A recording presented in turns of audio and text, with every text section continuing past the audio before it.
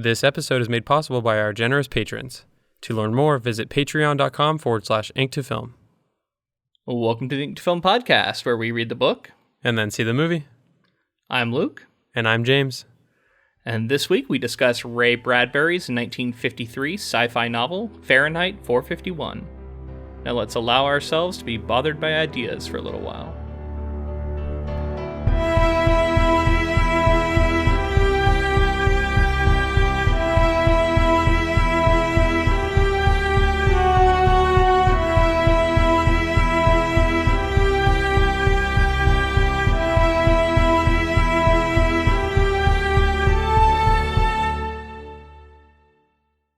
The year is 1953. Eisenhower becomes president. The Korean War ends. The first Corvette is built in Flint, Michigan. Hugh Hefner publishes the very first issue of Playboy. The average cost of a new house is about $9,500. This is 1 year before J.R.R. Tolkien will write Fellowship of the Ring. And Ray Bradbury writes Fahrenheit 451. Pretty fitting that our last project and this project line up year-wise fairly closely. Yeah, I didn't realize just how much of a contemporaries these two books are. Not to mention that this book feels extremely vital when reading it right now. I think it's going to lead us down all kinds of avenues to talk about maybe some uncomfortable ideas, which I think is fitting with the themes of this novel, right? Like to engage with that. Definitely. I also wanted to point out this little thing I thought was interesting. When this book came out, they published 200 limited edition, asbestos-lined, fireproof copies of this novel that were numbered and signed by Ray Bradbury. Wow. That's wild. To do that in like the 50s is like, that must be worth so much money now. Yeah, I was going to say, I looked it up. So depending on their condition, they can be worth anywhere from $6,500 to about $15,000 per one copy. That's wild. Pretty cool. So before we get into the novel itself, I thought I'd tell you a little bit about Ray Bradbury. Ray Bradbury was born in 1920 in Illinois. He's born to Swedish and English immigrants. He was an avid reader and writer throughout his youth, and he knew he was going to go into the arts from an early age. He grew up reading authors like H.G. Wells, Jules Verne, and Edgar Allan Poe. And in fact, he started writing traditional horror stories in the mode of Edgar Allan Poe until he was about 18. He read a bunch of stuff by Robert A. Heinlein, Arthur C. Clarke, the early writings of Theodore Sturgeon. Bradbury cited H.G. Wells and Jules Verne as his primary science fiction influences. He liked Verne because he said he believes the human being is in a strange situation in a very strange world, and he believes that we can triumph by behaving morally. That's really cool. I like Verne as well. Yeah, he feels like he writes humanistic science fiction, where we dare to be human instead of mechanical. I kind of like that sentiment as well, because some of this kind of also reminded me of Blade Runner in a way, or Do Androids Dream of Electric Sheep? Right, which came later. So I thought there's another interesting tidbit I learned was that he was once rejected from Weird Tales for a short story called Homecoming, and then he was spotted by a young editorial assistant named Truman Capote. And Capote picked up his manuscript out of the slush pile and decided that they needed to publish it. And that story went on to win to place in the O. Henry Award in 1947. It was a big part of like his early career, I think. Bradbury about science fiction says, "I don't write science fiction. I've only done one science fiction book, and that's Fahrenheit 451, based on reality. Science fiction is a depiction of the real.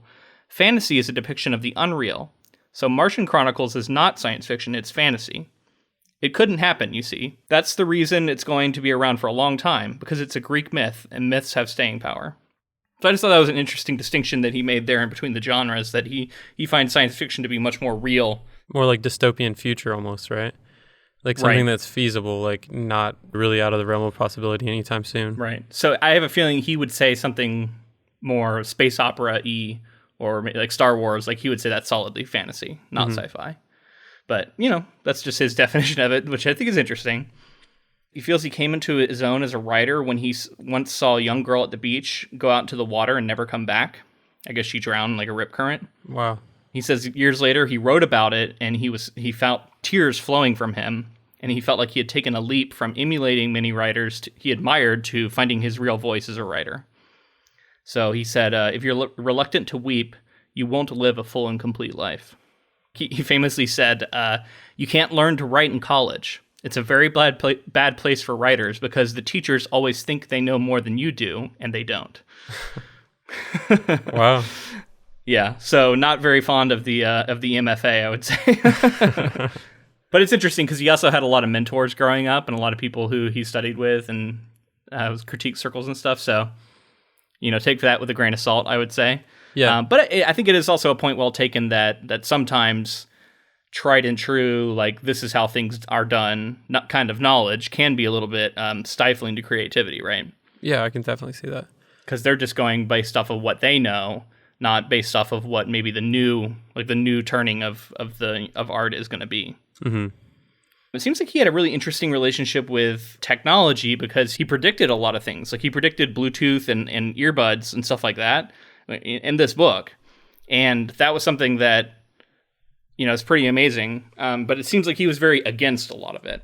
And he said, in a sense, computers are simply books all over the place. And he thinks computers will be too. So much so that in 2010, he resisted the conversion of Fahrenheit 451 to ebooks. Wow. He said, we have too many cell phones. We've got too many internets. We have to get rid of these machines. We have too many machines now. But he did eventually relent, and he agreed that Fahrenheit 451 could be published in ebook, but its electronic form must be provided to be digitally downloaded by any library patron.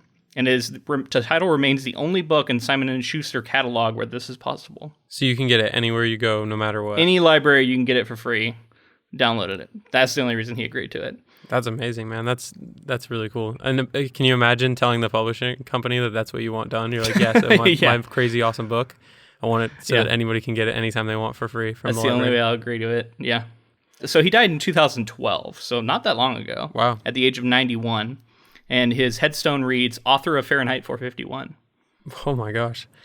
So what else is he? Because I know the name, but I'd like to know like what other stuff he's written and known for. So his very first novel, if you want to call it that, was The Martian Chronicles, which I adore. But it's really more of like loosely connected short stories. Mm-hmm. So I think it's debatable whether or not you can call that a novel.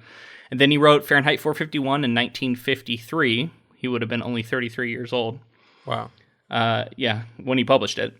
Then he wrote a novel called Dandelion Wine, which is also kind of loosely connected stories. Something Wicked This Way Comes, which is a tale about like a magic circus coming into town.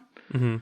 I wrote a book called The Halloween Tree, another Death is a Lonely Business, another Graveyard for Lunatics, Green Shadows, White Whale, another one that's a bunch of stories. He was a prolific short story writer. He had a lot of short stories published throughout his entire life. He was famous for saying that he wrote every single day since he was like 12. So when he died, a bunch of other authors came out and made some pretty interesting statements. Steven Spielberg said that Bradbury was his muse for the better part of his sci-fi career. Wow. Wasn't he also involved in film in some way, or like Hollywood in general? I think he was pretty connected to Hollywood. I don't know. I didn't find a lot of details about that, but it said that he lived in California for at least a lot of his life and was good friends with, I think, one of the original creators of Star Trek. Wow. And a lot of these kind of guys. So Neil Gaiman said that he felt the landscape of the world we lived in would be diminished if it had not been for him in our world. After he died, he said that. And then I wanted to read this one. This was by Stephen King, which is a favorite of the podcast. He said, Ray Bradbury wrote 3 great novels and 300 great stories. One of the latter was called A Sound of Thunder. The sound I hear today is the thunder of a giant's footsteps fading away, but the novels and stories remain in all their resonance and strange beauty. Which I thought was pretty fitting, because we were started out by Stephen King here on this podcast with our It coverage, and I'm sure we're going to return to him soon. I think it's just cool when the community comes together and is able to recognize great work like this. Definitely. Yeah, I mean, I feel like the giants that we look up to, they're standing on the shoulders of other giants, and sure, it's always cool to look back and see like who inspired them, the people who inspire us, who inspired them, and that whole lineage all the way up. Absolutely.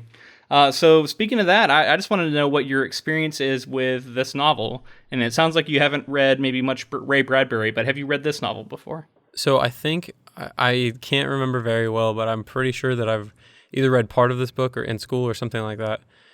Because I was familiar with like the story Maybe, I don't know. Maybe I'd seen the old movie or something. I don't think I have. Yeah, there is an older movie adaptation. I don't think that's what it was, but I am familiar somewhat with the idea of like what goes on and but I don't remember any really plot details. It could be kind of what it, people like to call it like cultural osmosis kind of thing. Like you've just heard it talked about so much and referenced in so many other things, you might just kind of know what it's about. Yeah, honestly, that's probably what it is. It's probably just that like I've heard of the firemen. And just know about like the repression of knowledge and stuff that goes on. So yeah, that's kind of my experience with it. What was your experience with it? Did you read it growing up or anything? I read it in high school, maybe middle school. I think it was high school though. And I actually remember really enjoying it. And this was the time in my life where I was very hit or miss about most of the classics. I loved reading. I always loved reading, but it was more like I loved reading on my own, not necessarily the stuff they would give me in school. I feel that, yeah. I had a lot of that. Yeah, every now and then I'd find something I liked, and I remember this book standing out as something that I really enjoyed even back then. But I will say, just reading what we have, which is the first third of this, the part one, it's a whole different experience now, reading it as an adult. Yeah, especially because like when I kind of learned about the osmosis that I had received, I wasn't really as politically active, I would say. I mean, I wasn't of voting age, so it was one of those things where it was like I wasn't really thinking about politics that often, or thinking about what corporations or what leaders could be doing and influencing. There was a certain naivete, I agree, on my part, where I thought, yeah, this isn't our world. This is just like cautionary tales from like back before I was born, when we hadn't figured this all out yet. I kind of assumed like adults had figured this all out. We were good to go, that kind of thing. Definitely. Well, before we get into the plot itself, we should talk about how this project's going to go down, right? Like we're going to start with, we read part 1 of this novel, and we're going to save part 2 and 3 for next week, and then we're going to watch the new HBO adaptation coming out, which looks pretty good, and we'll cover that the week after that. So it'll be like a 3-week project, right? Yeah, exactly. Looking forward to it. So the adaptation, I think, starring Michael Shannon as Beatty, I believe. And Montag is going to be Michael B. Jordan. Right. But if you're ready, I think we should get into the plot of what happens here in part 1 of this book. Yeah, last thing I wanted to say was that I don't know, like, plot-wise what's going to be going on, so a lot of this is going to end up being, like, theory on my part, I think. I'm going to end up, like, trying to so you don't know what happens in the second half of this book? No, not really. 2/3? I kind of knew, like, basically this part that we covered. I kind of knew, premise. Like, what was coming, the premise. Yeah, I'm excited to get into it. Last thing I wanted to mention was the cover art, the illustration on I've seen a couple of them, but the one specifically of like it's a paper man on fire. Paper man on fire, exactly. Yeah, it's awesome looking. You just wanted to mention it was cool. Yeah, it's awesome. Yeah, I think it's the original cover art, and I think it's still reprinted with that same cover art, I think, quite often. So yeah, and I don't know if that's a spoiler for this whole project that we're going to be doing. Is he going to set himself on fire? I don't really know, but it seems like it might be something that happens. Well, I guess it's not a spoiler if you don't know it's a spoiler, right? Right. So yeah, let's get into it. All right, man. I just wanted to lead off by saying that this book has one of the most iconic opening lines, I think, in all of literature. Maybe that might be a bold statement, but I think it is. When you talk about, because we often get told as writers, you really got to hook with that first line, because that's going to be so important, right? Right. And yeah, the opening line to this book, "It was a pleasure to burn." It's just so, like, it just grabs you, and you're like, what? Like, what? You know, like, it just... Why are you burning? You have to read the next sentence, right? Like, you can't stop there. You can't be like, "It was a pleasure to burn." All right, set that down. Oh, man. Yeah. And you know, this, it's often cited when we talk about this in writing courses. Best opening lines. Like, you always get this one. Yeah. So I didn't even think about that. Yeah, but definitely it hooked me right away. So we meet Montag, and we learned that he's a fireman. He's burning. There's a lot of talk of kerosene, and it says they bring down the tatters of history. They all of these guys have this grin of men singed and driven back by flame, which I thought was interesting too, because I thought he was drawing a comparison between kind of the joy they feel at what they're doing, but us also kind of painful.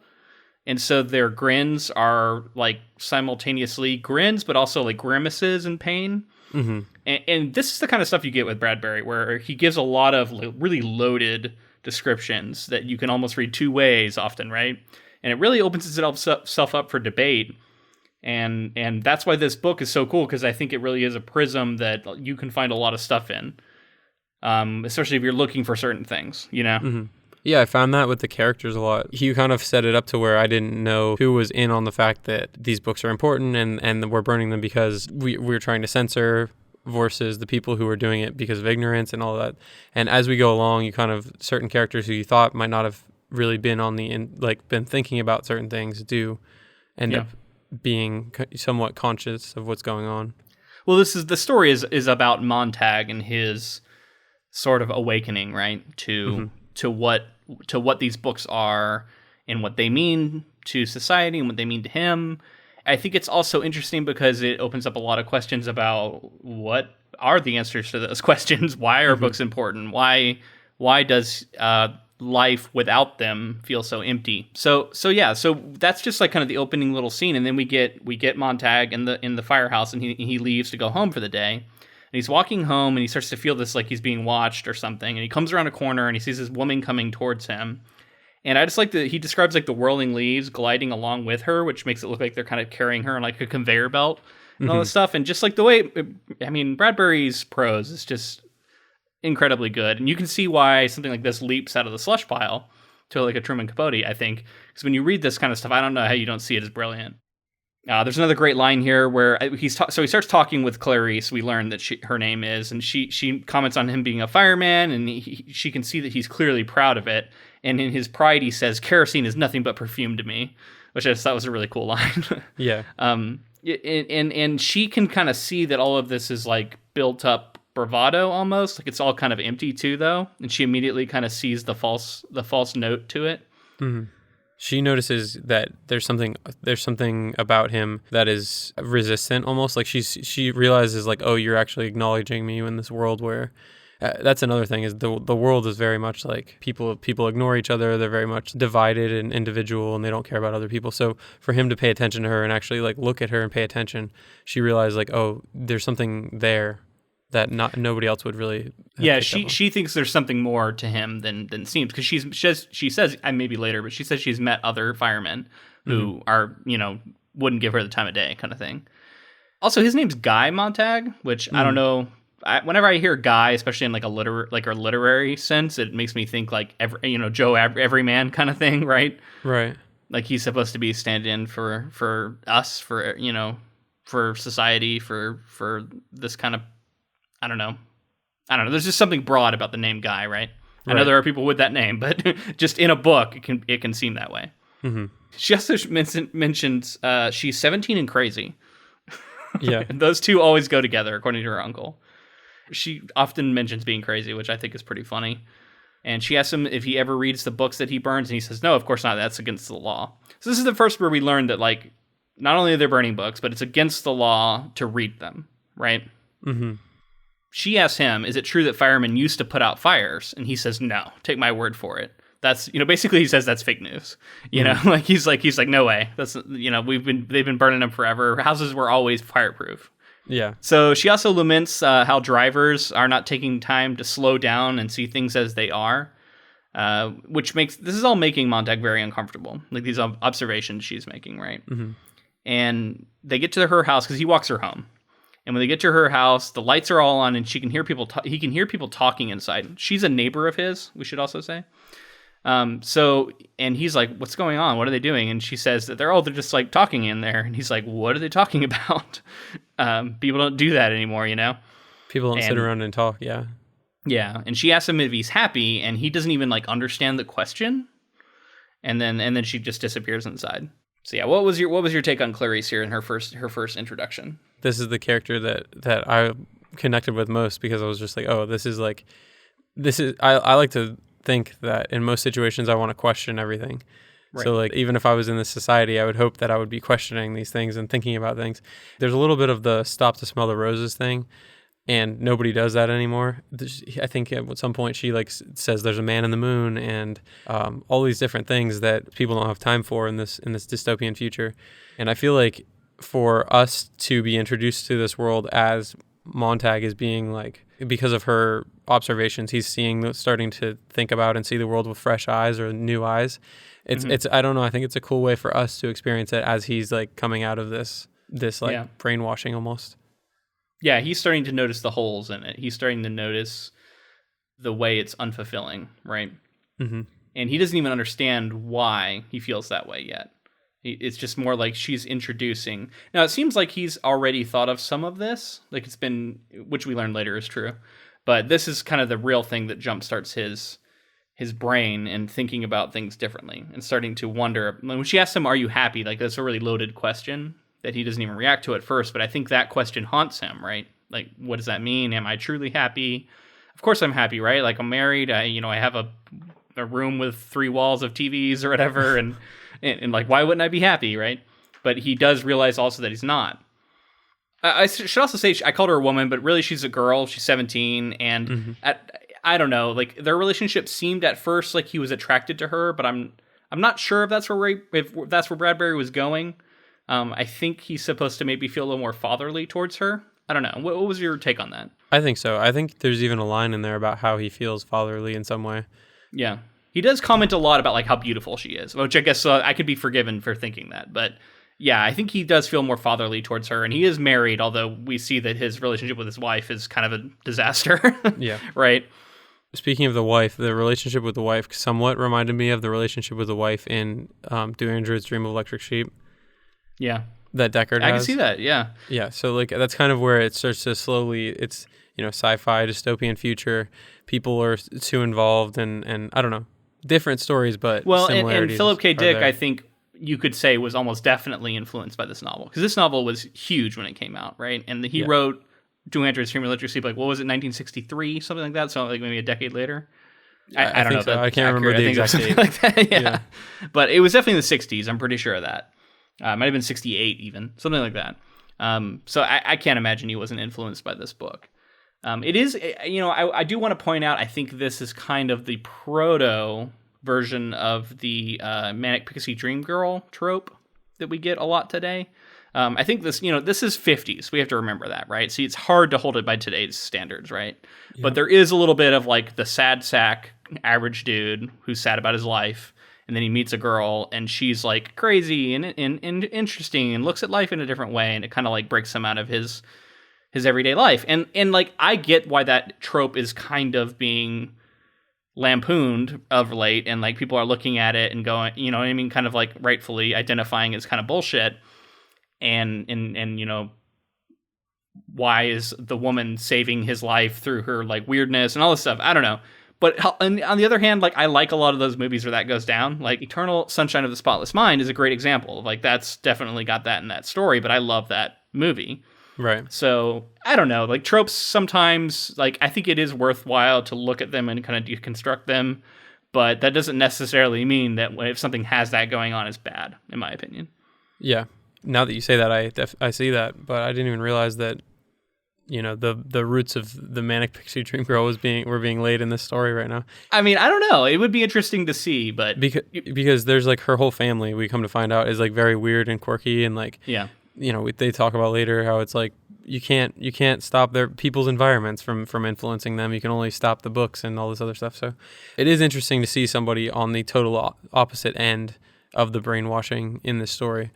And the stuff with her family, I thought was really interesting. Specifically talking about like they talk and they hang out. The uncle's been arrested however many times for things that you shouldn't be arrested for. Right. Yeah, and usually the manic-pixie-dream-girl is a romantic interest, and I think here it's not. It's more of like a daughter thing. So, like I said, proto maybe, but it did make me think of it, I guess. Mm-hmm. But I'm not trying to say that it is necessarily that. And, people may think I'm full of shit for even bringing it up, but it's something that occurred to me, so I thought I'd mention it. So we do meet here Mildred. He goes into his house, right? And, I thought it was interesting. He puts his glove in a hole in the door, and it like recognizes him and opens, which I know it's different, but I thought this was really interesting prediction about like fingerprint scanning technology. I mean, we got to think back, because it's written in the 50s. And he's basically predicting that you can use your hand to unlock a door, right? Pretty cool. Yeah. Now, I don't know if he invented that. You know what I mean? I don't know if other science... I don't know enough about sci-fi to know, like, if those concepts were around or not at this time. Yeah. It's funny because like there were things in here where I was like, that would never happen. Like things that he's predicted that haven't necessarily happened yet. But he was talking about later on. They talk about how like cars are speeding by so quickly that they extended billboards so drastically so that people could see them for a long time as they sped by. Yeah. Honestly, like that's something I could see like ad people and advertisers doing in order to make sure that their products are seen still. Yeah, I just don't think it works logistically. It'd be like a digital screen. It's probably too difficult to match it to the stretching of your vision, and I also don't know that that's how eyes work. But I can see why it's kind of an interesting idea, right? Right. And whether or not it's ever going to happen, it's still kind of a cool concept, right? And it says something. And it's like the idea to bring back the Ready Player One movie episode that we did, where Sorrento is talking about how he wants to put ads all over the entire screen, like 80% of the screen. So it just kind of made me think of that. Which, by the way, I should say, Ray Bradbury probably wouldn't be a fan of that novel. Yeah. Just from the way that his love-hate relationship with technology that we see in this book alone makes me suspect. So we go inside, and speaking of that, his wife is said to be like, so we find out they have separate beds, and she's on her bed, and she has these seashells on her eyes, and then some sort of buzzing things in her ears, and they're very much like earbuds to me, and I don't know, like it seems to me that he's kind of predicting like Bluetooth earbuds and VR. Maybe. Yeah, because the things on her eyes, it seemed to me like maybe that was like a virtual world she was almost seeing, right? Or a screen of some kind. Yeah, I'm not really sure, and he doesn't really define the technology other than just kind of like comparing it to things. Montag comes in and he kind of thinks like something's a little odd, and he actually finds out that she's like laying there like still and cold, and he kind of freaks out because his foot hits an empty bottle, and he realizes that she's OD'd on sleeping pills. Right. So he runs over to the phone and he calls an emergency number, and these guys show up, and this is really interesting, and it kind of shows you how this book's gonna be. The guys who show up are not like really EMTs or doctors or anything. They're just like machine operators, and they show up with two machines. One of them is this like crazy snake thing that I guess they feed down your throat, and it just pumps your stomach of like whatever's in there and pumps it out. And he describes it as like nothingness and melancholy and like sadness that he's equating with what's in her stomach and how it just pumps it all out.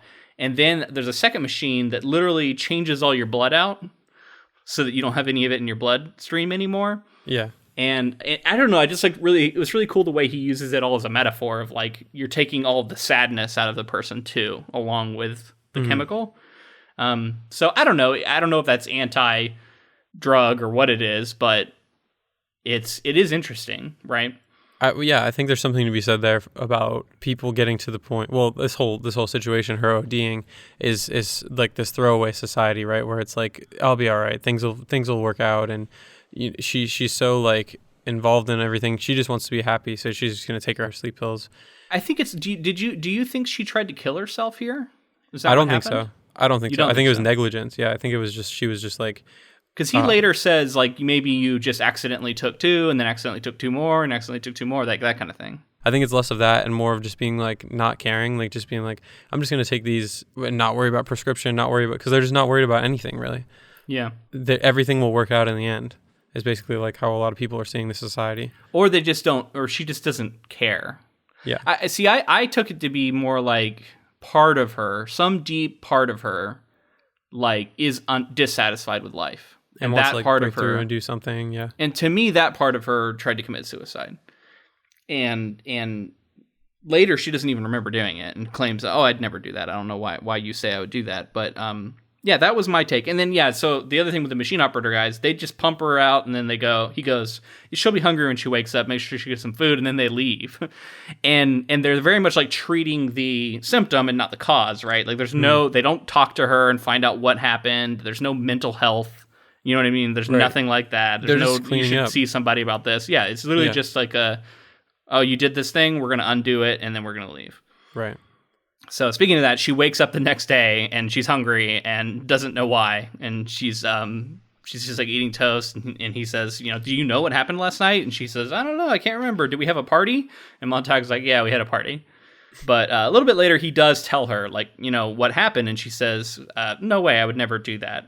And then this is when we first get introduced to the idea of the TV living room, right? Mm-hmm. And they literally have TV walls, and she stands in the middle of it. And basically, it's kind of VR-esque because she has this interaction with the like actors on the screens, and she plays a part. She has this script that she reads from. But it seemed like very much like not involved. People were so entertained by this stuff that she literally all she said was like, "That's a great idea" or something like that. Yeah, like it's like very banal, right? Like there's no real story to it. It's right. just kind of like interacting with fake people. It keeps people entertained that are, you know what I mean? There's certain threshold of entertainment that I feel like he's trying to make a commentary on, where he's saying that like people in this world are very easily occupied, and like they don't need a lot of anything to keep them going, just things that are, I don't know, exciting or what they perceive as exciting, like being in a show. Yeah, it's almost just more like, just stringing along and existing, and just like the mechanical motions of doing something is all it takes to make some people happy, I guess. Yeah. And that's what these, so also can you make any extrapolations about maybe like our entertainment today? And is he trying to say something about it or what?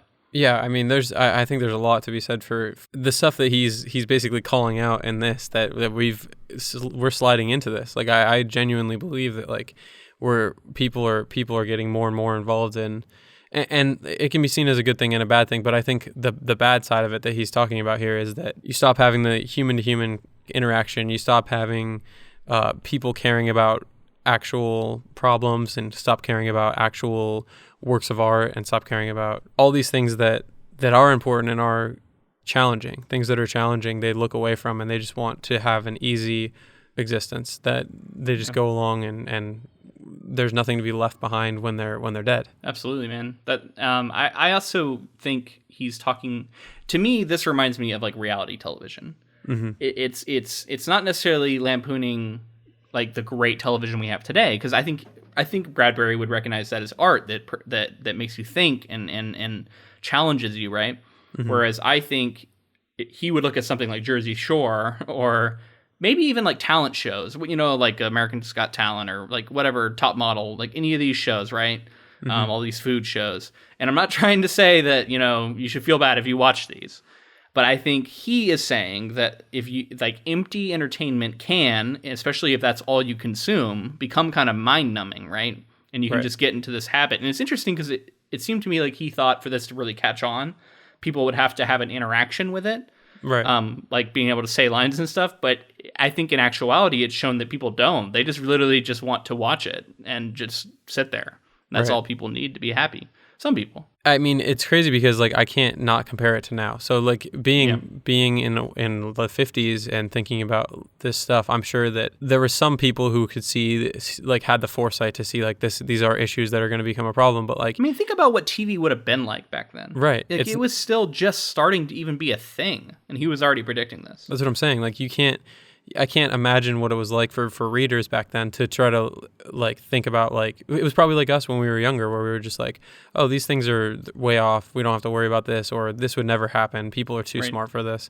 And I mean, honestly, like there's been some shifts in things that have happened over the past couple of years. And I've been realizing more and more how people will act in similar ways to what's going on in this book, It's like the groupthink and a lot of whatever's easiest and not challenging, and I don't know. It's very, very important to what's going on right now, I think. Sure. Yeah. And you're talking about, in our political climate with Trump and everything, and and racial climate of what's going on, and suppression of news and everything. Yeah, and news that doesn't agree with people on both sides can often be suppressed. Sometimes stories can be written, but also, I think one side more than the other. But I don't want to say anyone's got their hands clean completely. I think there is a cautionary tale for everyone here about engaging with uncomfortable ideas and alternate perspectives. But I think that really comes to a head later. So let's keep going through kind of the plot here before we get into even more of that. Yes. He runs back into the girl from the night before, Clarice, and he literally says, "Hey, what are you up to?" And she says, "I'm still crazy." That just made me like laugh out loud, just because I love the idea. Like, next time someone asks me, "What are you up to?" I'm gonna go, "I'm still crazy." I'm still crazy. Don't worry about it. It's such a, like, it doesn't answer the question you asked. And it's one of those things you can say to kind of prove it. Like, you're proving the point you're making. Yeah. They have this exchange where she rubs a dandelion under her chin. And I guess if it, like, stains your chin, it means you're in love. And she does it, and then it does stain her chin. And then she says, you know, let's try you. And she rubs it under his chin, and it doesn't stain his chin. And she says, oh, that's sad. You're not in love with, you don't love anything, essentially. Mm-hmm. And this really upsets him. And then she feels bad for it, right? And then she opens her mouth, and she's tasting rain. And he asks her, like, what are you doing? And she just talks about how she, like, experiences things, right? That's something she's really into. Yeah. And this is all on his way to work. So yeah, what did you make of that, like, him not having the stain, I guess? Does that mean something symbolically? So I almost felt like this was the part where I felt like it might have been like a little bit of like a romantic relationship going on between these two. Right. Because it was like, did she love him? Is that what the implication is? Yeah. But I think it had something to do with like, was she saying love someone or something, or just love in general? Because it's like, if he's so like hollowed out, he's such a hollow person that he doesn't really care about anything at this point. Like, right. He's just like, he's not there. And she loves everything. You know what I mean? She's interested in everything. She wants to, you know, hang out in the grass and knit sweaters and stuff, was an example. And she's exploring the world and experiencing things. Roadside and yeah. So she's experiencing life while he's, you know, just like dragging along, sleepwalking through it, which I think everybody can always take a moment and self-appraise and wonder if you're like if you're enjoying your life enough and you're experiencing the moment enough and that kind of stuff, right? Definitely. Yeah. So he gets back to the firehouse, and this is the first time where we meet the mechanical hound, which I definitely wanted to. I wanted to get your thought of this. So I don't even know. It sleeps down in like its own little quote unquote, in its own little like thing on the bottom floor, and he goes up to it. Oh, well, first he talks about what it is, right? It has 8 legs like a spider, but he calls it a hound. And the firemen literally will like make bets on different nights, and they'll set out cats and rats and chickens, and they'll bet on like how quickly or how long it'll take for it to hunt them down and kill them. Right. And it kills them by injecting them with like morphine. It basically just like putting them down. Yeah, chemicals or anything. It has like seemingly like an endless supply of like all chemicals or drugs or anything. Right. And when he touches it, it wakes up and growls at him, which scares the piss out of him. And he like goes, he has, so the pole is like kind of high tech pole where you can just like touch it and it'll carry you up. I thought that was cool. Yeah. So he does that and he escapes from it. Whether or not it was actually going to attack him, I don't know. So I wanted to ask you that too. Like, why does it growl at him? What does that mean, at least, that it does? So I think there's a significant reason why it's a hound, because dogs like sniff things out. Right. And they're like very perceptive to what's going on with people and what's going on with things in general. So I don't know if I couldn't really understand whether it used to be a dog and was like a cyborg dog, or if it was like an like exact replica dog, but it was like completely machine. Yeah. I got the impression completely machine, but he doesn't really, like I said, he doesn't really define everything. Right. I think, and he has a couple of really interesting thoughts where he says like, living yet not living, sleeping yet not asleep, like that kind of stuff. And it's the dichotomy of what perceptions he's putting onto it as a living creature, but then him also realizing it's just a machine and it's not actually alive. Yeah, which is why some of the reason why I felt like there was more to it than just being a machine. Well, and then that just makes me think of Westworld, which we talked about in our last bonus episode. But man, whether or not that machine is alive is a really interesting question. Yeah. And it seems like it's perceiving something like some sort of doubt in him. Like he's not fully on board with doing all this stuff anymore, and he's starting to question things. That's what I figured. But he also mentioned something about how like it may have been like tampered with, which I don't know how to feel about that. I think that's kind of like I don't know. I think he's trying to lead us somewhere with that. I don't think that's actually what happened, but maybe. I like the idea of it metaphorically being because he has doubts now, and so that the hound, like you said, can sniff out these doubts and is reacting to that. I think we get that backed up later, where when he imagines the hound standing outside his house, and he's afraid of it. And I think that at least to him, he thinks of it as perceiving his doubt, and then like it kind of represents his guilt about it, I guess. Yeah. So when he's up there, this is when we first meet Beatty, who is his captain. And his captain kind of jokingly says, "Oh, do you have something to hide?" Yeah. And he's very perceptive as well, speaking of which. Yeah, he's totally on to him having doubts, I think. And also this is the first time where he says he thinks that this could have something to do with what he has at home behind the grill.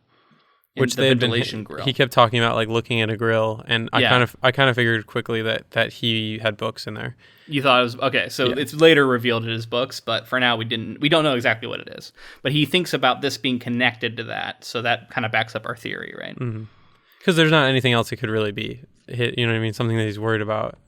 I guess it could have been a multitude of things, but I just figured in this story, the thing they're trying to do is burn books, so it makes sense that he would have books. Yeah. So over the next few days, we find out that he's feeling more alive, and he's or it seems to me like he's feeling more alive, and he's feeling more at ease. And he sees Clarice every day and talks to her every day. We hear her describe what school's like for her and how she's been labeled an antisocial person, which she finds funny because she actually likes to talk to people, and she's being labeled antisocial because she doesn't participate in the sort of mind-numbing things that they want you to do at school. She talks about how people hurt each other these days, which, I don't know, that's pretty telling. You know, you can think about today. And she talks about people, literally children shooting each other, which definitely made me think of school shootings and the rise of school shootings, right? Definitely, yeah. I don't know how he predicted something like that, but there's been obviously a massive surge in that stuff happening. Yeah. I did think he kind of takes, I don't know if it's a cheap shot, but a little bit. He does not seem to have a very high opinion of abstract art, because he says museums are filled only with abstract art these days, and they lament about art that used to show people something and used to show something and actually have people in it. Wow, that is kind of a ding. Well, it's like you could, if you extrapolate it out, it's like he's saying that abstract art doesn't have any meaning, like it doesn't have any value. Right. But you could defend it by saying the kind of abstract art that they're allowing to be in museums is the kind that doesn't mean anything. I could see that, yeah. Abstract art is like, it's kind of what you put on it, right? Exactly. It's what you bring to it. And if society has been kind of hollowed out and people aren't bringing anything to it in any way, then you're not going to get anything out of it, I guess, right? Yeah, that makes sense. So, but I when I read it, I was like, ooh, burn. Sick burn, got him. Yeah. Yeah, so this whole book, like the themes of being unique and free thinking and rebelling against the way things are going is to me all being very emphasized and put forward as like a good thing, right? Yeah. I mean, it's motivating to me, man. Like genuinely reading this book, it gets me hyped up a little bit. Like I'm like, we got to do something. We got to get more politically active. We got to get out there and like we absolutely fighting should. Back, right? So back in the firehouse, they're playing cards. And over the radio, we hear something about the country preparing for war, and that's the first we hear of kind of the outside world. And Montag admits to the other firemen that he's been wondering what it would feel like to have his house burned down for having books in it. And Beatty says, well, the people are sent to the asylum, or I guess we learned that people are sent to an asylum when they go, like cops arrest them and send them to like literally just like a insane asylum for having books. He also mentions a list of banned book, which is literally millions of books long. Mm-hmm. Which to me, it doesn't seem like they're like going through books and going, is this on the banned list? It's pretty much all books are banned, right? Well, yeah, basically, yeah. He also, during this conversation, says once upon a time, and Beatty immediately identifies it as, he's like, what did you just say? Like very like pointedly. And he realizes that he says it because he once saw it on like a fairy tale book that he picked up. I thought this was funny. We see the handbook, and the handbook says that Ben Franklin was the very first fireman. And we see a lot of this revisionist history, right? And we see the rules of that of what it is to be a fireman. Which I'm gonna probably post a picture on our Instagram or whatever, because I thought that was a pretty cool little section. But this made me think about what we hear about happening in Texas, especially in other places, where they're literally going into textbooks and changing Native American history, like what happened with the Native Americans, right? They're saying that the Native Americans gave over their land and basically all was happy, nothing bad happened. Right. This is the extreme version of that, right? Of like we're revising his history and whitewashing it and getting rid of anything that makes you look bad. Mm-hmm. Like what it can do. Literally talks about how they try to get them as young as possible. They try to start this process very early on, and the earlier they get them, the easier it is. And there's a lot of that going on where like we can draw parallels to today, like you're saying, like teaching, like students see teachers, and like whether they love school or not, they see teachers as like authorities on this information, and for them to be giving them false information is like going to change their perception on things going forward through their whole life. Well, and it shows, like, because some people might say like, oh, it's harmless, you'll find out the truth later anyway, like that kind of thing. But it shows, I mean, like, I think that's a super naive thing to say, but this really shows, like, no, if you start writing these things out of the textbooks, it can start erasing it. And then those things can be forgotten. The lessons that can teach you can be forgotten. It's terrible. It's a really bad thing to do. Agreed, man. We got to stop. I think it's something we should all be really on the lookout for, and not ever allow. We shouldn't allow, things like that to be written out of textbooks. Mm-hmm. So they're about to go out on this call to this woman's house, on a fire call to burn some books, and I think this is a really cool part of this book where it really turns. But I thought we'd stop for a moment and tell you about Audible. Yeah, Audible is an app that you can download on your phone or tablet, anything, and they have like something like 80,000 audiobooks that you can go through and listen to. And they've been nice enough to give us an affiliate link. It's audibletrial.com/ink2film. And with that, you get 30 free days to their service and 1 free audiobook in their collection. I love listening to audiobooks. They are great for multitasking, great for this podcast because I can listen and take notes. Sometimes you get a book that is read by a really cool narrator. Sometimes big-name authors. Not big-name authors, big-name actors will actually come in and do audiobooks. I've heard of a few examples of that. Like, I think there's a Pet Sematary coming out with Michael C. Hall, of Dexter fame, who's going to read it. That's awesome. So it's cool stuff like that. And I wanted to give a shout-out to this audiobook, which is read by Tim Robbins.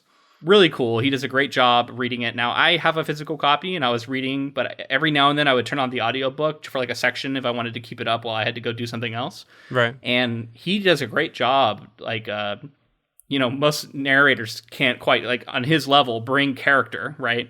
And he like has characters for Beatty. He has characters for each woman. Like, he's really good. So this is a great audiobook, and I definitely recommend it. It's only like 5 hours long. So if you're looking for an audiobook that you can get through fast, this is definitely one of them. And you can get that if you haven't signed up for Audible yet. Go to audibletrial.com/ink2film. Use that to sign up, and you can get a free audio book and free 30 days for the service. And yeah, check it out. So they get this call, right? And they head out. They without like slide down the pole, go get in their truck in the middle of the night and drive out to this house. And it's interesting how like it's such a it's an emergency, like just like regular firemen, like they have to go now, right? And they get there, and this woman is like out on her porch, and she seems to like know that they've been called, and she's like acting kind of strange and recites this line to them and he doesn't know what it means. And they go inside, and they all rush upstairs because the tip that they'd been given, which she says was from her neighbor, is that he suspects that there's books upstairs. We also see this as kind of the witch hunt it can be, right? Because literally they just called it in on suspicion. Someone said, "I suspect my neighbor of this," and that now this is happening. They show up in their in their truck. So we can see how that could be really shitty. And the firemen, and I just love the way he describes it. Literally, they're like hacking down doors with their hatchets that are unlocked, and they're just like having fun destroying things, and literally just like falling over each other in a rush of excitement and joy, right? And they literally start throwing books down from the attic, and they flutter down, and Bradbury describes them as slaughtered birds, and they're just like landing around Montag and the woman.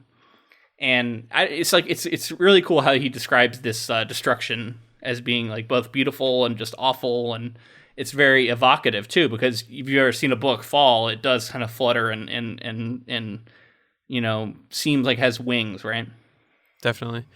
So Montag does say that the woman still being there is kind of spoiling the ritual that they usually have for this sort of thing, and he thinks that maybe the other guys are making more noise to fill the silence of her like judging gaze as she just stares at them. She does have this like presence where her disapproving and it's like a victim. It brings a victim to this crime, or not crime, I guess it's the law, but it gives a face to it where he says like normally they're just there burning like things that don't have any feelings. And so it's much easier for him to do, where she like can cry about it and like show how much it means to her. Mm-hmm. Also, while he's standing there, a book lands in his hands, and he literally looks down at it, and he reads one line, which is, "Time has fallen asleep in the afternoon sunshine," which I looked it up. It's from a poem by a poet named Alexander Smith. And I don't know, like, I wanted to ask you, why does this line, like, stand out so strongly to him? Because he's really affected by it when he reads it. And just, like, what your take on that is. Well, I feel like, the quote is kind of a commentary on some of the stuff that's going on, too, because it's like progress and knowledge and intellect is part of moving things along. And they're saying, like, time has stopped. So people are having such a good time in the afternoon sunshine. So it's almost like this idea of progress is being halted by people's, like, blissful unawareness of what's going on. Like, the sunshine is just like they're happy. And they're not aware that, like, time is kind of frozen in this period because they're not advancing and spreading knowledge, and that's kind of what I got from it. That's interesting reading. I mean, honestly, I didn't go that way, but I like it. Like, that's a cool way to think about it in the context of this book, right? I guess I took it more as like a face value, sort of almost like a Robert Frost line or something. Like, it's very or a Tolkien. Like, it was very pastoral to me. It was very, like, it just, if you've ever had like a slow afternoon where you're just, like, sitting out in the sun, how it can seem like time is kind of stopping, right? And like the warmth of that moment can be drawn out. And why I think it's so striking to him is that first off, it's also kind of a poetic line with the kind of slant rhyme between time and sunshine. So he could be struck a little bit by the kind of musicality of it. But then also just the, like, truism of that line and the kind of observation someone else has, and how that observation can then land in your mind and make you think about something that you otherwise wouldn't think about. Like, that kind of shows the power of the written word. Yeah, I get that, because that's kind of what Clarice is like, she does that on a regular basis, right? And, like, to like put that in words and have it down for you to look at and think about is maybe strikes him and pushes him to even more into this thought-provoking process that he's going to go through. Yeah, and that can also explain, if you go on a meta level, like, why Bradbury takes such care with his prose and writes things in such beautiful ways, is that he's trying to strike people. Like, you know what I mean? Like, he wants to write a line that will strike someone, like this one strikes Montag here. Yeah. So in this moment, he talks about his hand like it completely has a mind of its own. It basically grabs a book and just, like, shoves it under his armpit, and then comes out and does a little flourish, like, I don't have anything. and so basically just, like, steals a book, right? And the men start dousing everything in kerosene, which is just filling up with the whole house with fumes. The woman is upset that this is happening, and Beatty literally says to her, "None of these books agree with one another. What are you doing? What are you doing?" And I thought that was really interesting too. Like, the idea that books are unpleasant because they disagree with each other. And he also mentions, like, none of these people ever lived. And I think he's pointedly talking about fiction. Characters, and also, like, why would you care about these stories when these people aren't real? So that's kind of two different things, but both of them are interesting, I think. He talks about, I think we get more into it once we get to that conversation later. Yeah. Where he's talking about how he sees books as being, like, argumentative and making points and not going along with the status quo, and that's part of what they're doing is a good thing, because it's, like, making life easier for everyone else. Well, and also, like, reading, if you read two books that disagree with one another, where does that leave you, right? Right. Maybe conflict. In an uncomfortable, you're in conflict, and you're left to decide what makes sense to you from these two perspectives. And he says later in his conversation, which I thought was a really point, like, I mean, we're kind of jumping a little bit to get to that, but he says, better to give people one idea, not two, or better yet, none at all.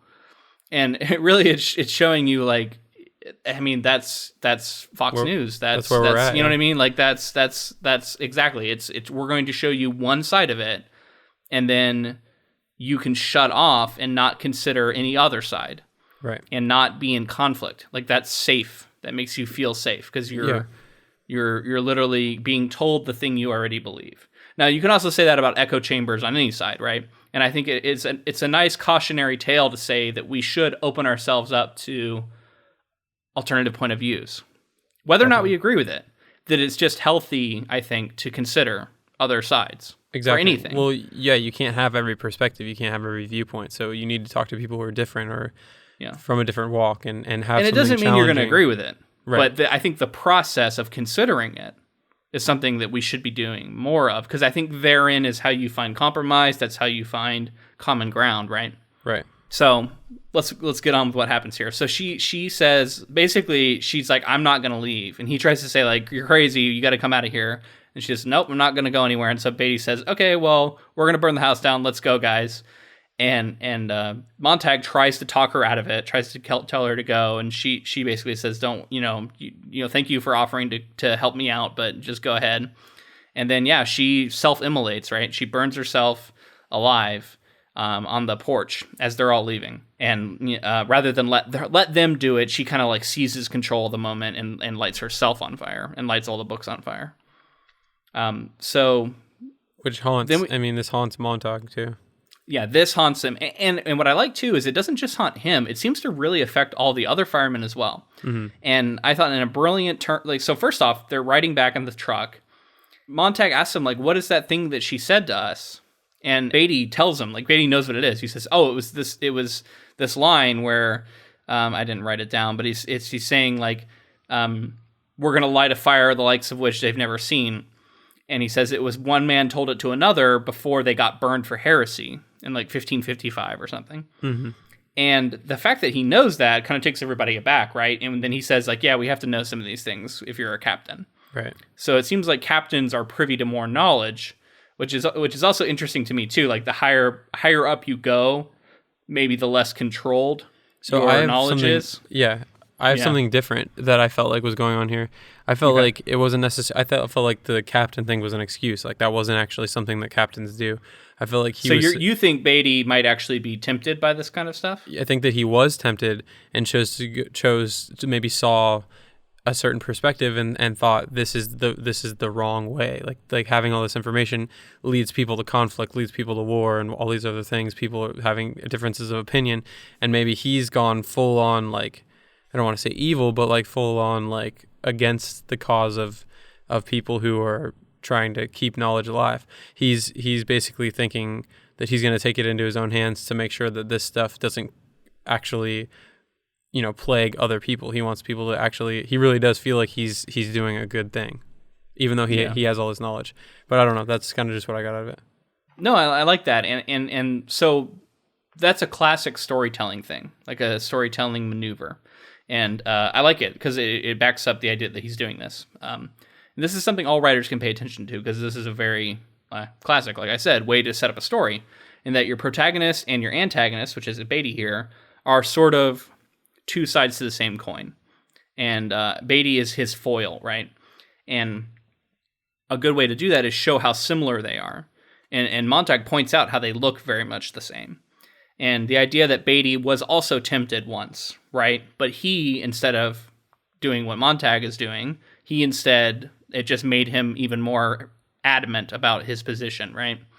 So in that sense, they are opposites. Right. And that's what makes them such good, good people to come into conflict with each other. Definitely.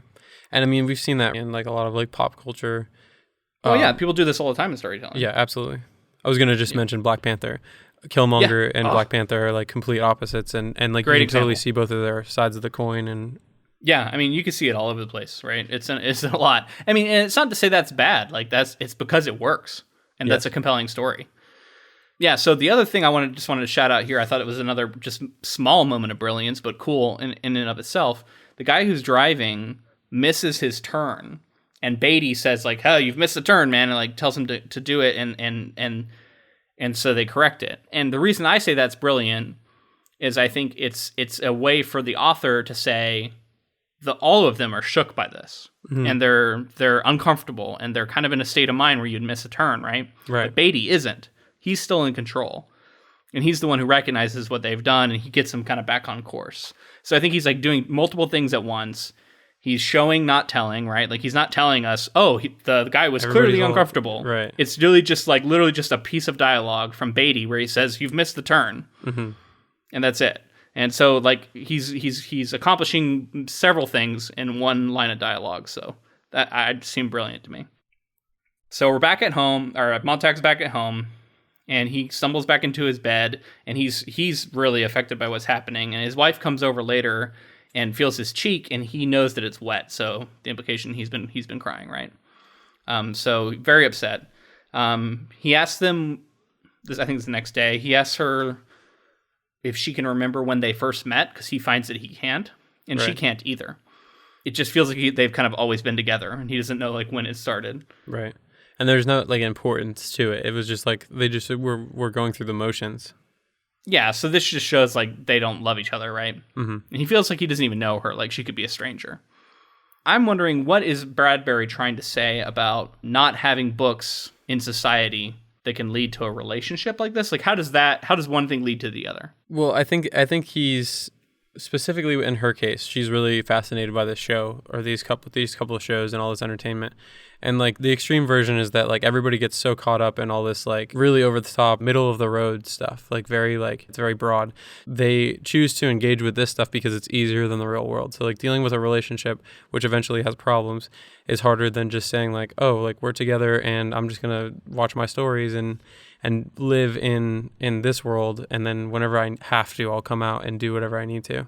The danger is because the same could be said for books. Like what if you just read all the time and never connect with people? But I think the difference being, I don't think that he's not ragging on like entertainment in general. I think it's specifically like lowest common denominator stuff. If it's not challenging you, if it's not making you think, if it's not making you a better person or giving you a different perspective, then it's really just mindless stuff to fill the void of you, basically. Like if you have nothing else going on, you just fill that time or keep yourself entertained. Yeah, man, I like that. And I think I think you can extrapolate out to say that other relationships in this world are like this. Like it's not unique to their relationship, right? Mm-hmm. And so when I say that he's making a statement about removing books from a society, it's because in novels and all that, is that it creates a climate where people don't actually feel deeply anymore. And if that's the case, then it's like literally removing books from society is removing love from relationships. And you know, like you have to take a couple steps to see how those dots connect.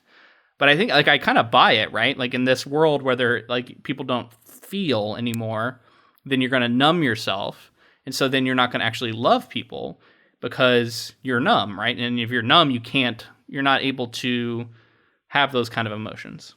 So yeah, we also get more of the TV parlor here, and we see how these walls are basically saying nothing. Like it's an incoherent story. It's just people angry and talking about how they need to do things, and then like agreeing, like, yeah, let's do something about it, and like nothing's happening.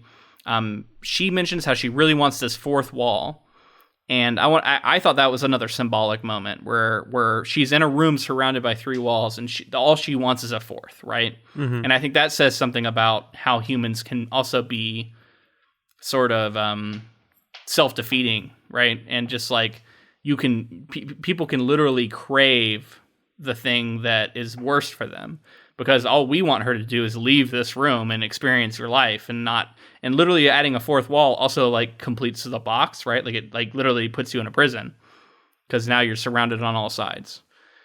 So I don't know, I think there's a lot kind of symbolically going on with this TV parlor, right? Definitely. So she also calls the parlor her family, and that's who she feels like this like connection with, right? Right. And that is also just like tragic in its own way, right? That's the people, like we don't hear about any real family. She feels like the people on the TVs who clearly don't care about her at all because they're just television people, right. You know, but she feels like they're her family, and that's who she connects with. Yeah, she tells him that when that day he woke up and he was basically saying he was sick, and she was saying like, I can't be bothered by you being sick. I need to be paying attention to my family and this is my favorite show, all that kind of thing. Yeah, I'm missing my shows, yeah. Yeah, she really wants to be alone. She says, I can't be bothered. And then that's when he says, you know, maybe we all need to be bothered every now and then, which was our throw early on, basically, right? Mm-hmm. And he says there must be something to books. Like there must be a reason why someone would be willing to burn themselves over their books. Like that kind of passion is just something he doesn't even understand. Yeah. Because he's been numb. So right around this time as they're having this conversation, Beatty arrives at his house. Because he's late for work, right? He slept in late. And he's saying he doesn't want to go in. But something else that we got to set up is that night when he got home, the book that he had hidden under his armpit, he slipped under his pillow. Yes. Yeah. So it's under his pillow right now. While he's sick in bed. Yeah. Mildred lets Beatty in, and when he comes in, he's clearly looking over the house and inspecting it, right? And not really paying attention to them. And so it makes us uneasy because we know he could be looking for books, right? That's what we're led to believe. And he comes in and he finally sits down and he starts talking to them. And we get this really interesting conversation where the whole time there's the drama of, is he going to find out that there's a book under the pillow? And his wife is also comes in and starts adjusting his pillow at some point, and that's when it really ramps up. Well, it's cool because he's setting up all this drama, but he's also Beatty's laying it all out there. Which is this section's amazing. Yeah, this is crazy stuff where he predicts everything basically. Well, and he's like, I'm going to tell you why we do the things we do. And he lays it all out there, why they burn books. And he even goes back through history and he says how, movies started getting shorter, the books started getting shorter, the rise of tabloids, how one-page summaries of classics was more popular than the classics themselves. Which, we see this happening all the time. Just want to he's predicting. Yeah. This is before Spark Notes and whatever, the reading for dummies and whatever it is. What are those things where you get the shortened version, right? Mm-hmm. This had to be before all of that, right? So he's literally predicting it, which is pretty amazing. And then he talks about how that was what society wanted. So he's also talking about how society as a whole chose this world. It wasn't something where an authoritarian regime came in and said, we're going to ban all books. Literally, people self-imposed this. And so that is also, I think, a really powerful statement. And, you can look at society making decisions that aren't in their own best interest. And we see that happening all the time. Absolutely, yeah. All this stuff here is all happening basically today. They talk about school being shorter and being easier and... Well, history gets eliminated, language certain arts classes, exactly, art, things that people see as not important. I think there's a really strong element of anti-intellectualism because there's a big thing about the smart kid and how he gets bullied and how the smart kid makes other people feel inferior. So that's conflict, and you can't do that. So instead they just make nobody know anything, right?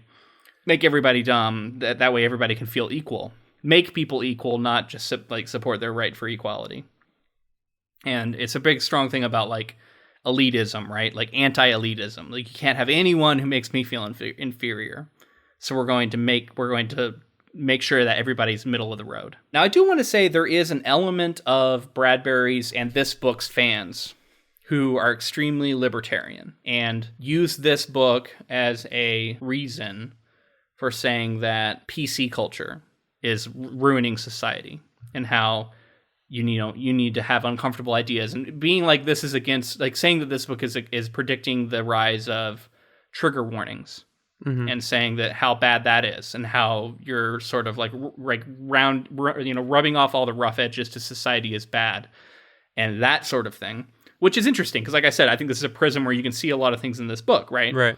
Especially when you bring it to it. Yeah, I don't know. I just wanted to kind of put that out to you because I've seen a lot of that when I've been researching this book. So what do you think of that side of it? The idea that PC culture and stuff is kind of what's being lambasted here and being shown to be bad. I can kind of see that. I can kind of see how this book could be used to make that argument. But my thing is with all the PC culture, I think that there's a difference between realizing something that's genuinely hateful and genuinely meant to hurt somebody and then having conversations about those things. There's a difference between those things. So by painting with a broad brush and saying these things are no topics and we can't even talk about them, that's bad. That's a bad thing to happen. But I think there should always be a conversation and there should always be explanation and reasons why, because there's history of violence. That's just my opinion on it. I think that we should be as politically correct as possible because you can lean too much into, if you're trying to not be politically correct and you're trying to make sure all those rough edges are still there, then you run into situations where you're offending people who you can't empathize with because you haven't gone through the same things that they've gone through. Right.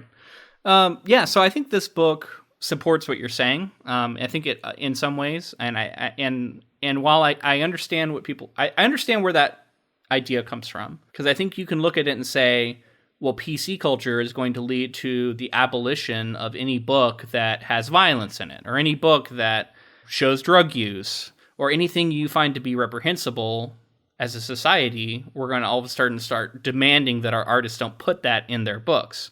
But I think that that's kind of a straw man argument, and I've always felt that way. Because when he talks about here, slippery ideas and ideas that are tended to be are tough to be pinned down should be embraced. So those trigger warnings, I've always said, are not about that. Like it's never been, this book has suicide in it, and so when I ask you for, hey, can you give me a trigger warning about suicide? I'm not saying don't write that book. I'm saying just give me a heads up. And literally, trigger warnings are just about like preparing people for subject matter that they could find upsetting. It's really just like a kindness, right, to someone. Right. And it's not saying, and I'm not saying no one ever says this, but I don't think the argument is you can't write a book that has that in it. Like, even just like sexual assault. Don't ever put a book that has sexual assault in it. I don't think that's true. But I do think people are saying, if you're going to write that book, first off, it could be up to me whether or not I think it's bad. And then second off, give me a heads up so that I'm not blindsided by it, because maybe that's something I've experienced. Right. And then you're going to literally traumatize me by bringing it back up. So I think, yeah, I agree. I definitely agree with that. That's. You see the distinction I'm trying to make there? Yeah, it's that's basically, you're articulating better than I was able to. That like these things, like it's not that we should completely shun these things. And it's not censorship.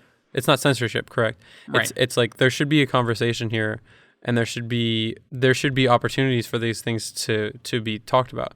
But there's also a certain angle that people come from where they say like, why can't I write this? Why can't I say this? Because that's not yours to say or tell or do, right? So like there's certain times where it's like, if you wanted to write, something that had like sexual assault in it, and it was like very clearly not from a perspective that you shared, you need to be careful venturing into that situation, because there are people who have been in that situation. And so like you said before, having a trigger warning, something like that, and also making sure that you do your due diligence and make sure that it's accurate and there's a reason why it's there.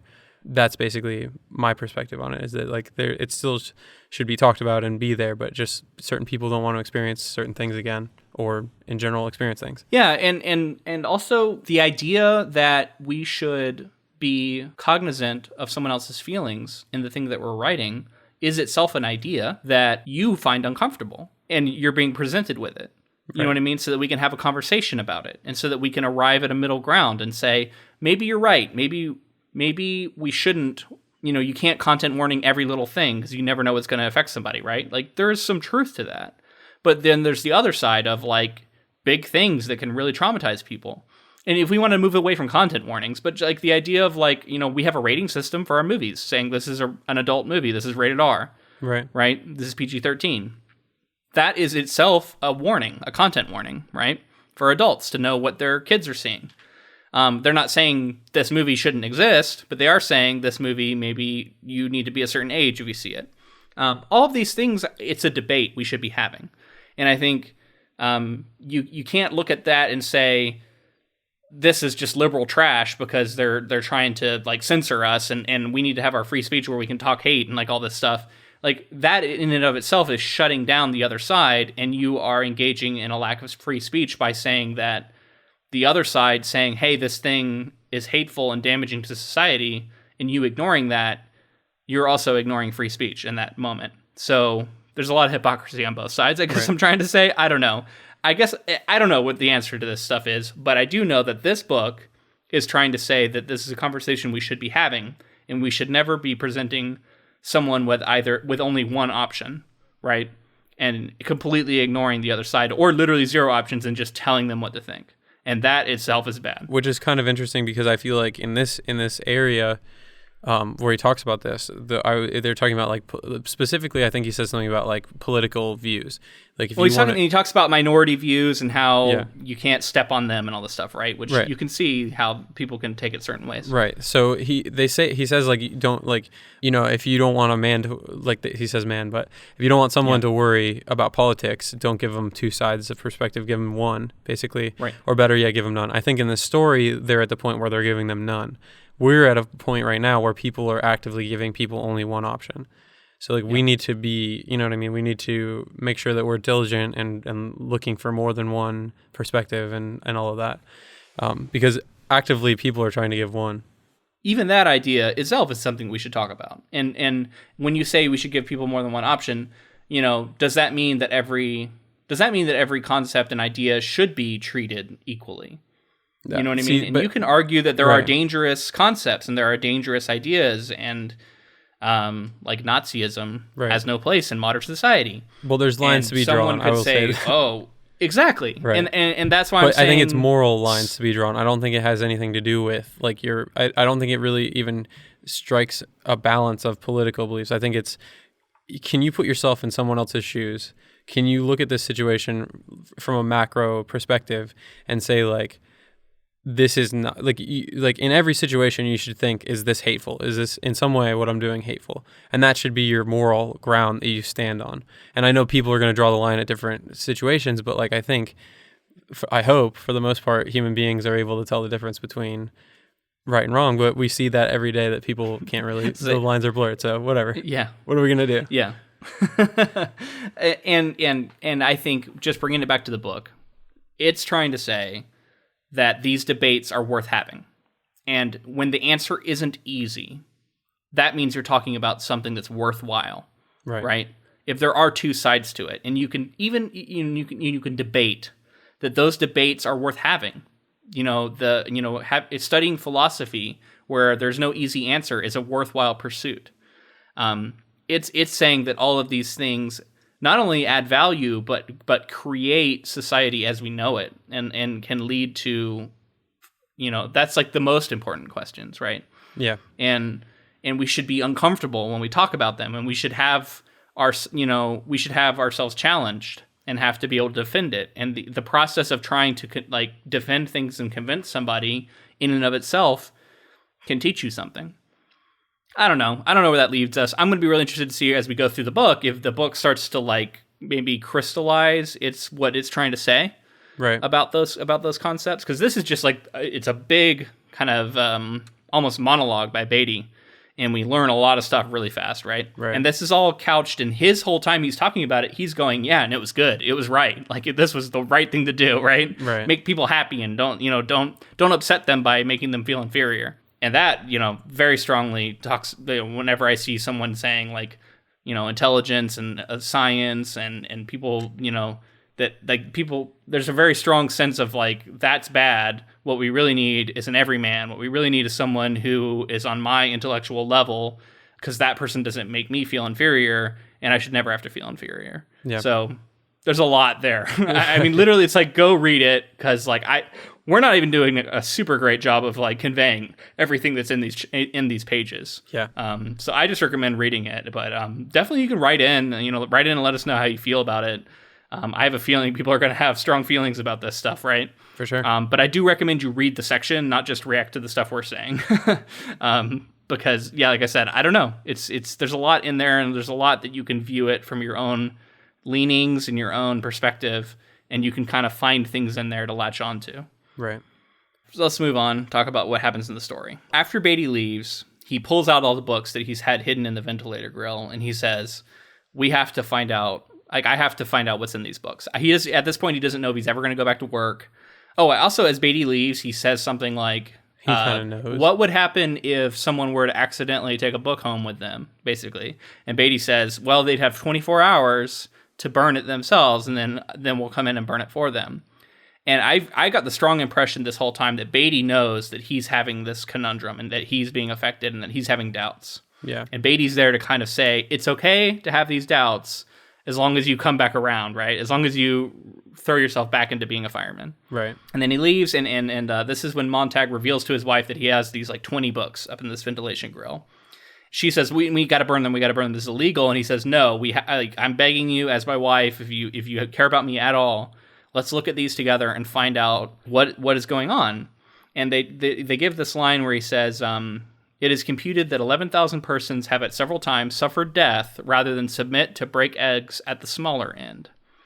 And they're like, what the fuck does that even mean? They're very confused. Yeah. And he says, all right, let's start from the beginning. That line is from Gulliver's Travels. which I looked up, which I thought was interesting. And to me, it's very much about people rebelling, right? It's about people being willing to die over what they believe is right. And so, to me, it backs up the theme of like rebellion, I guess, and rebelling against society, and doing things that you believe in. That's basically the end of this section, right? And we're left to wonder where does Montag go from here. I also wanted to ask you, do you think Clarice is really dead? Because also I should have said, it's revealed that she was hit by a car, and he's totally blindsided by this, and his wife has known about it and just forgot to tell him that she got hit by a car and has just been gone. But I was wondering if that's true. Do you think it's true? No, I'm not sure, because I thought it was true. I should also say I don't remember if it's true. Okay, cool. Like I don't have future knowledge. I was like, if you know, I'm gonna assume that it's not. It's been a long time since I've read this book, and I don't remember if it's true. No, I'm not sure. I thought she was dead, because I felt like that would be it was a powerful moment where he was just like, he's like, this person who was, opening doors for me and really saw life from a different lens is now just gone, and family's she gone. also got hit by a car, which I don't know. Like, do you take something like foul play meaning out of that? Because she's like, she's by the road, like picking flowers and stuff, and she got hit by a car. Right. It sounds like they were like, oh, we can't find any, because they talked about how they tried to go in the house, and there were no books in the house, but they were just like, fuck it. We know that they're like talking about books or doing stuff that we don't agree with, so they probably just took her out. That I think happened for sure. I think she is dead, and I think somebody killed her. So you think it was more deliberate? Right. Okay, because you could also say that her pursuit of knowledge, at least in this scenario, led to her death, because she was doing something she shouldn't have been doing, which is like picking dandelions by the road where people are driving very fast. That's kind of, I don't know. Yeah. I think is that what actually happened, or is that what they're telling him happened for a reason? I'm going to be curious to see. Yeah, I thought it was really cool that although he was hinting, that we've got confirmation that like he had always been kind of debating this in his own, like, even though like he was really shocked into this like new way of seeing life by Clarice, he was always kind of saving these books and thinking there was some importance to them. Right, like he's been doing this for a while, right? So that does show that this isn't something. Well, it's a new thing for him to be thinking about it. It's always been nagging at him, and he has been thinking about it for a while. Yeah. Do you want to make any predictions going forward about how you think this book's going to go down? I mean, I think it's full on rebellion. I think that he's gonna like lead a rebellion or something. Okay. I'm wondering if it's gonna be like. You think he's gonna change society through his rebellion? I think he's gonna try. Yeah, I think that. I think that. There may be, I don't know if there will be, but it would be interesting if there was like that whole classic. I've just now realized that like all these things are bad, so I'm going to join a rebellion, and then come to find out there's like a group of rebellion, like a rebellious group going on underground, and they've been working all along, and they're fairly well orchestrated, and he can join in on the revolution. So you think there's an underground group he's going to go join? I think so. Okay. Now, what about his wife, Mildred? Do you think she's going to be changed by what she reads here, or do you think she's still going to resist? I think she's going to be like extremely resistant, and then maybe by the end turn. But honestly, I think I could see it being more interesting if she was just like completely against it all the way through, because she just wanted to get back to her stories no matter what. Okay. What about Beatty? Do you think he's ever going to come around, or do you think he's going to the bitter end? I think he's to the bitter end. Cool. All right. And, honestly, I don't rember the answer to a lot of these questions, but I don't want to speculate just in case somewhere in my subconscious I actually do remember what happened. You know what I mean? Yeah. So, yeah, I'm looking forward to reading the rest of this book, man. And, yeah, once again, I recommend this to people as a short read. This is one where you could definitely check it out and kind of follow along with us. We'll be back next week with parts 2 and 3. And then we'll get to the movie. All right, so I have one more question for you, but I think we should save it for the very end. And that's going to be, so you can start thinking about it. If you were in the house and all these books are getting burned, and your hand starts going crazy and starts having a mind of its own, and it grabs a book for you to preserve, like what book does your crazy hand grab? That's gonna be my question for you. But save your answer to the end. All right. Let me think about it. Well, I'm thinking though. If you guys enjoy this podcast and you want to leave a rating or review, that would help us out greatly. It helps other people see our podcast. It just helps us get out there and be seen by other potential listeners. So if you wanted to do that on iTunes or anywhere you listen to podcasts, really, we would really appreciate that. Yeah, make sure to subscribe, because we've been told that that's the metric that really matters, right? So yeah, subscribe, follow, whatever you got to do, and that can also help boost us up the rankings. But yeah, thank you so much for listening, and if you would like to reach out and have a conversation with us about all this crazy, uncomfortable ideas that we've been talking about here, you can do that by reaching out to us on social media, whether that's Facebook, Instagram, or Twitter. We're on all three, @Ink2Film. We're also on Goodreads. We have a book club. Or you can just email us, and that's at inktofilm@gmail.com. And yeah, then if you send us an email, we can engage with you that way. Maybe even read it on the show if we have time. We also just recently started a Patreon, and we're really excited about that. We're going to be doing bonus episodes, having bonus content, and we would really appreciate it if you checked that out and supported us. We're just basically doing it to keep the podcast going and engage with people who are really passionate about these projects that we do. Yeah, we had a great launch for that. We still got a little ways to go before we hit our goal. And that's just to get enough money coming in to pay for this podcast so that we're not paying money to run it. But yeah, we made good strides towards that, but we're definitely looking to get some more people in. And like you said, we got good bonus content to give you. Last up, we just want to say thank you to Audible. Once again, they've given us an affiliate link. It's audibletrial.com/ink2film. And with that, you get those 30 free days and 1 free credit for any book in their audiobook collection. Also, thank you to Ross Bugden for the use of our intro and outro music. All right, man, time for that final question. What's your little crazy hand gonna steal and preserve from the fire? So, I mean, I was thinking about this pretty hard, and I feel like this is a correct answer. I don't think that this is the correct answer, but I feel like this is an important story. I chose Beowulf, like the original template for fantasy writing. And I feel like it's important for structural reasons. It's important for just like it was the blueprint for so many writers all the way down to current day. And I just feel like that's important because even if all that other stuff didn't exist, maybe some people could look at this one piece of work and maybe write some really fantastic stuff. Beowulf's a great pick, honestly. I did not think you were going that route, but I like it. Beowulf is a story that was passed down, as far as we know, for a long time, and then it got written down. So that would be like a story that just has longevity, which is really cool to preserve. I thought you were going to go the route I went, because I went like kind of it's not jokey, but anyway, my thought was this book. This is the book you steal, and this is the book you preserve, because someone reads it and understands the importance of not burning books, right? And the importance of preserving knowledge. And so, yeah, it's kind of a cheat, really, because you're preserving the book that's setting up the scenario in which we're discussing. But you know what I mean? In this scenario, the book's already been written in this book universe. Right. So there's some sort of like time loop situation, some paradox. But yeah, I think that's a good idea, man, because we haven't even finished the story, and I can already see the importance of this book and what it has to say, because it's kind of just putting it all out there and saying like these are the things that can happen to you. Hey, and we bring it full circle back to the asbestos-lined copies that he made so they couldn't be burned, right? Right. So yeah, I like that. That's a little kind of full circle, and I think that's a good place to stop. So I think let's call it for this week. We'll be back. We hope you join us for part 2 and 3. And until then, I'm Luke. And I'm James. See you guys later.